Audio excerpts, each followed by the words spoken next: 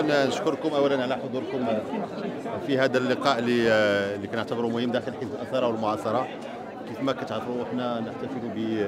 50 سنه من المسيره الخضراء، وبالخصوص بخطاب تاريخي يوم 31 اكتوبر 2025 اللي مباشره بعد سيدنا الله ينصرو خلى من هذا اليوم ان يكون يوما وطنيا، يوم الوحده. فكان لابد ان حزب الاثاره والمعاصره يعني يكون واحد النقاش حول تطلعات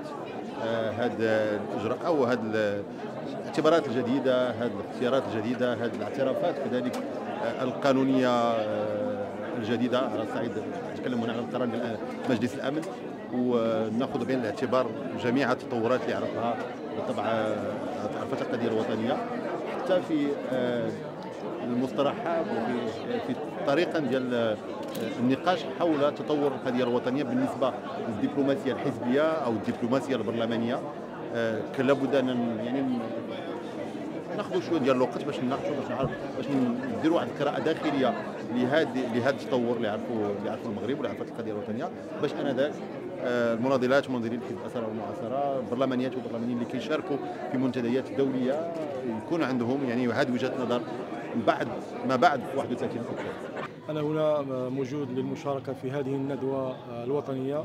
التي تنظم بمناسبة ذكرتين غاليتين، وهي أولا الذكرى الخمسين للمسيرة الخضراء، وثانيا احتفاء باعتماد مجلس الأمن يوم الجمعة الماضي للقرار 2797 الذي يعتبر قرار تاريخي، لأنه لأول مرة أولا يشير إلى السيادة المغربية على الصحراء، ويكرس أن فكرة أن مقترح الحكم الذاتي المغربي هو أساس التفاوض من أجل التوصل لحل سياسي، وأنه كذلك ساهم في طي النقاش القانوني بخصوص النزاع. وستكون مداخلتي هي محاولة شرح يعني المسار الطويل الذي سلكه المغرب على مدى عقدين من الزمن، خاصة منذ عام 2007، من أجل دفع مجلس الأمن إلى تثبيت أو تكريس فكرة أن مقترح الحكم الذاتي المغربي هو يعني الأساس الوحيد الذي يمكن البناء عليه من أجل التوصل لحل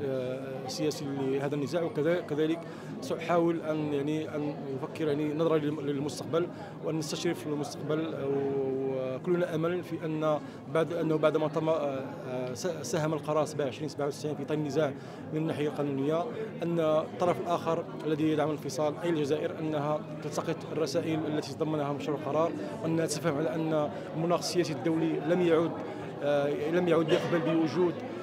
جماعات انفصاليه مثل البوليزاريو، او ان يعني تبدي نيه واضحه وجاده من اجل الدخول مع المغرب في مفاوضات جاده من اجل التوصل لحل سياسي للنزاع، خاصه ان الان منذ ان بعدما تم طي النزاع من الناحيه القانونيه، ان الان النزاع اصبح نزاعا سياسيا محضا بين المغرب والجزائر. وبنفس حقيقي من اجل اعطاء مضامين حقيقيه لما هو منتظر الان، اللي هو تنزيل الحكم الذاتي. ماذا يعني كخطوات على المستويات المتعدده اللي كيعرفها الجميع، وبدون شك هذا مسار غادي ياخذ واحد الوقت كافي من اجل التفكير فيه ومن اجل اعطائه مضامين حقيقيه. ولكن بغينا بنفس المناسبه كذلك اننا نتوقفوا، ويمكن تكون هذه احدى اخر الفرص للوقوف عند هذا الموضوع حول حدث المسيره الخضراء اللي واكبتنا مده ديال 50 سنه، واللي هو حدث طبعا مفصلي ومهيكل، ولعبت دور اساسي في تشكل المغرب المعاصر كيف حنا كنعرفوه اليوم. وبدون شك ان جزء كبير من الدروس ومن العبر اللي يمكن الناس تخلصوها قد تكون مفيده كذلك في بناء هذا المسار اللي حنا بصدده.